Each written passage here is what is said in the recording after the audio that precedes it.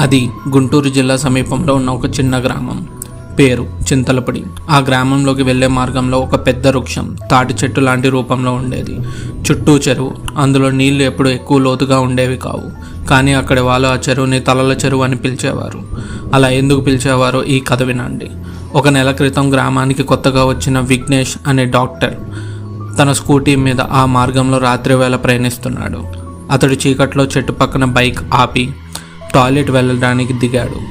అప్పుడు చెట్టు మీద ఏదో కదులుతున్నట్లు వినిపించింది. వేగంగా పైకి చూశాడు. ఎవరూ లేరు. కానీ చెట్టు అడుగున ఒక పాత కొబ్బరికాయ పడినట్లు కనిపించింది. దాన్ని తీయడానికి విఘ్నేష్ దగ్గరికి వెళ్ళాడు. అతని చేత్తో కొబ్బరికాయ లాంటి దాన్ని పైకి తీసి చూశాడు. అది కొబ్బరికాయ కాదు, అది ఒక తల. అది ఒక వృద్ధురాలి తల. కానీ కళ్ళు తెరిచే ఉన్నాయి. ఆ చెట్టు ఆకులు ఊగిపోతున్నాయి, కానీ గాలి లేదు. వేగంగా స్కూటీ మీద అక్కడి నుంచి బయటకు వచ్చేశాడు. కానీ ఇంటికి వచ్చాక అదే భయంతో పడుకుండిపోయాడు. రాత్రి సమయం సుమారు 2 గంటలకి తన ఇంటి డోర్ తడతడలాడుతోంది. అంటే ఆ ఆత్మ ఇంట్లోకి ప్రవేశించడానికి ప్రయత్నిస్తుంది. విఘ్నేష్ డోర్ ఓపెన్ చేసి చూస్తే అక్కడ ఎవరూ లేరు. కానీ అప్పుడు తన తల మీద నుంచి చల్లటి నీటి చుక్కలు జారుతున్నాయి.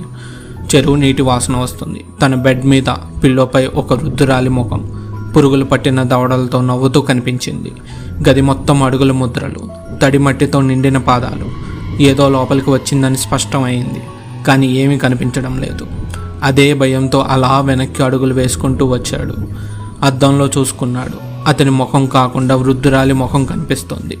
అతని తల మాయమైపోయింది. అతడి తల ఇప్పుడు చెట్టు పైన వేలాడుతోంది. వృద్ధురాలి తలతో ఉన్న డాక్టర్ ఇప్పుడు రోడ్డు మీద తిరుగుతున్నాడు.